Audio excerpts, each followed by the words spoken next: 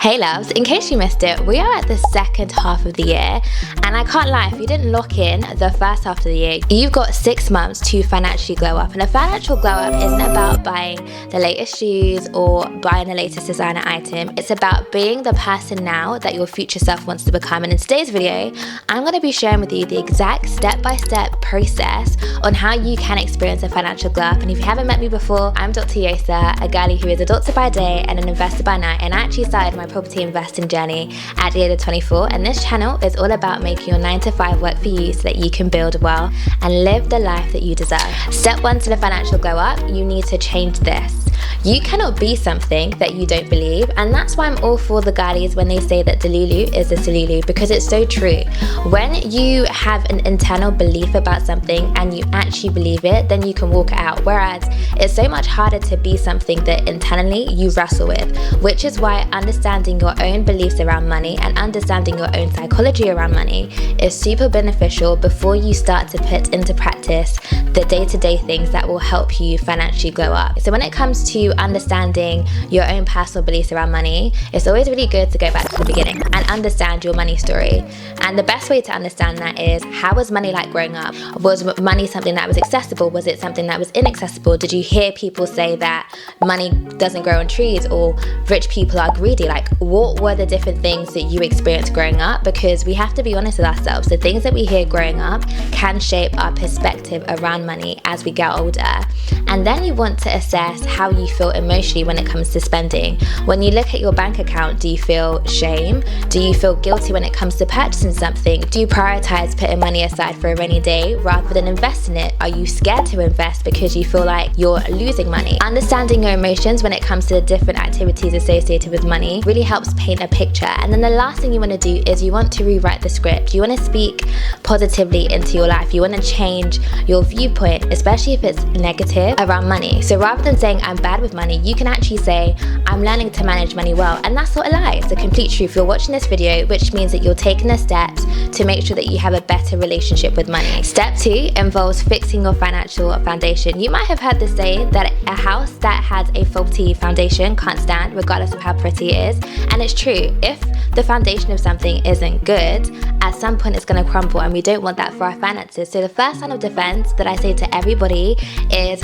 make sure you have an emergency fund. And if you haven't heard that, an emergency fund is basically when you have 3 to 6 months worth of your life expenses in savings. And the reason why I will keep talking about this is because the stats show that 32% of adults in the UK have less than £1,000 in their savings. So God forbid your car breaks down or you need to take an emergency holiday, you need to have a buffer. And by having a buffer, it gives you a bit of stability. And there are loads of great banks that allow you to have a savings account with them that will give you a decent amount of interest with it.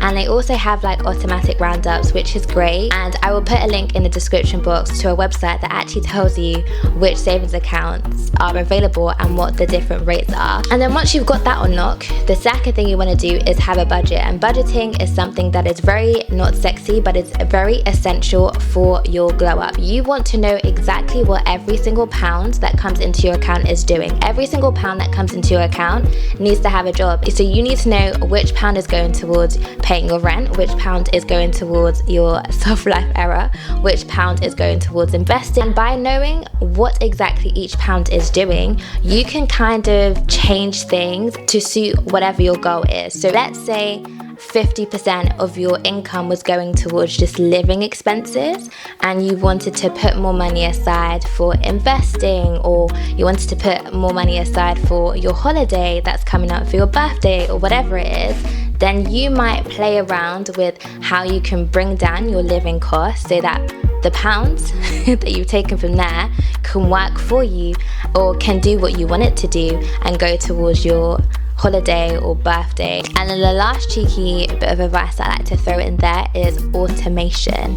It's 2025. We're not going to use our brain for things that we don't have to use our brain for anymore. Setting up direct debit, setting up auto pay is one of those things. So rather than having to think about paying a bill, you can just automate it. Create a direct debit and you don't need to think about it, it's paid. And in that same token, it's the same way you're going to use your direct debit to contribute towards your ISA. The wealth is being made for you without you having to think about it. And the stat shows that people who automate their savings tend to save 15% more than those who don't.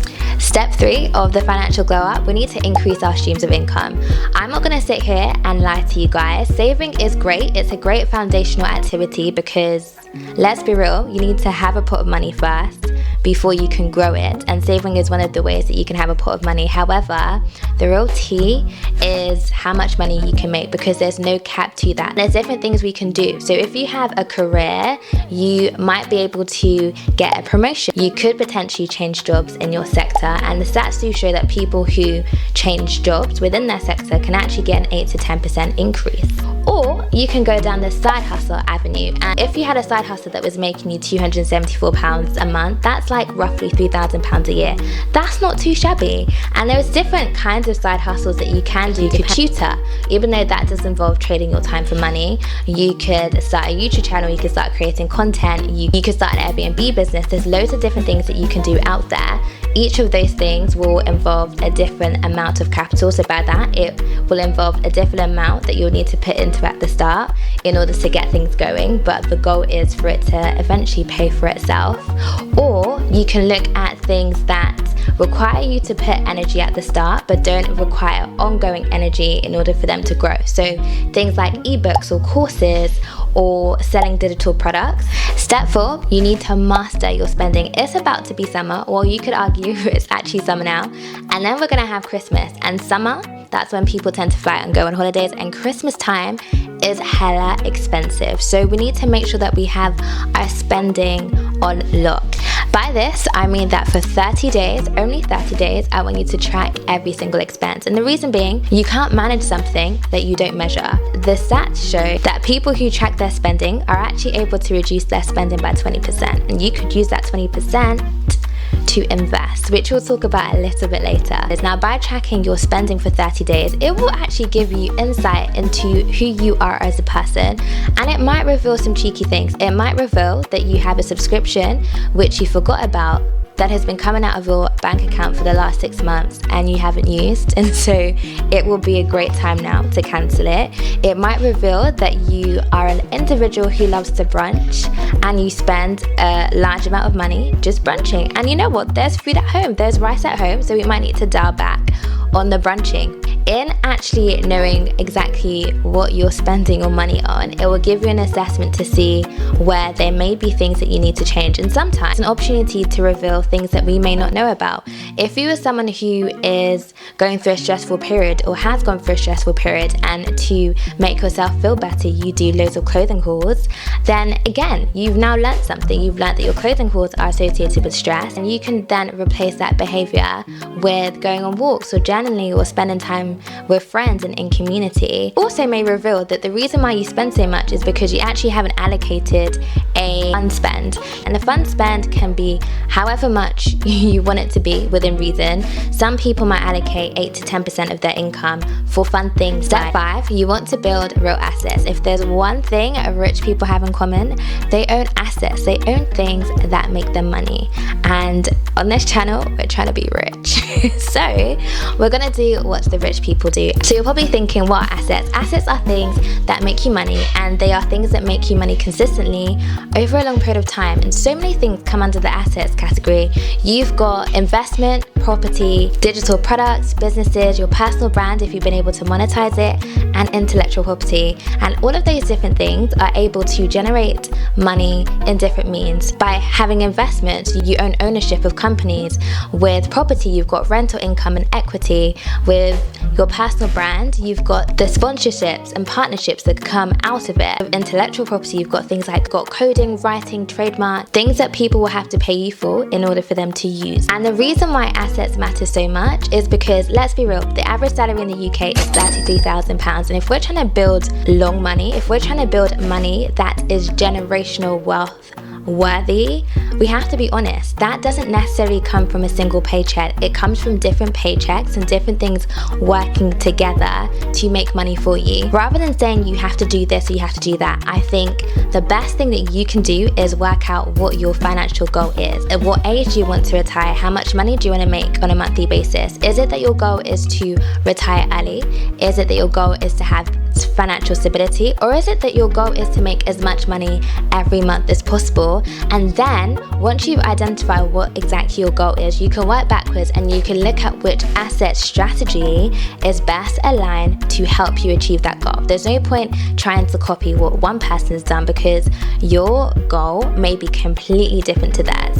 I know that with me, property investing makes sense for me because of my goal, but it may not make sense to my best friend. And the last part of any glow up is protecting it. You don't want to glow up and then lose it. You want to glow up and maintain it. Think about the unlikely events that can have a negative impact on your finances, not just for yourself, but for those around you. So that's where things like life insurance, it's worth thinking about that. It's worth thinking about a will if you are at the age where those kind of conversations tend to happen, or thinking about income insurance and what to do in the unlikely event that you get sick. Based on the statistics, a lot of people don't protect themselves and can actually end up in a very sticky financial situation because they haven't had those conversations early.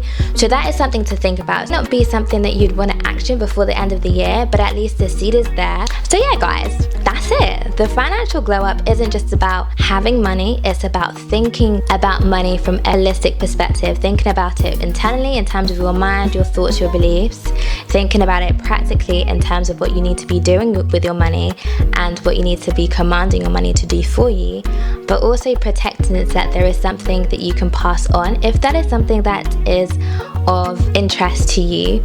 And I would hope that with this channel you feel more confident and you feel more bold to have conversations around money. So yeah, let me know guys what you think about this 6-step financial glow up. Hopefully I've covered everything, but if there's anything that you think I've missed out, or if you have any questions or just any comments, make sure to let me know in the comment section.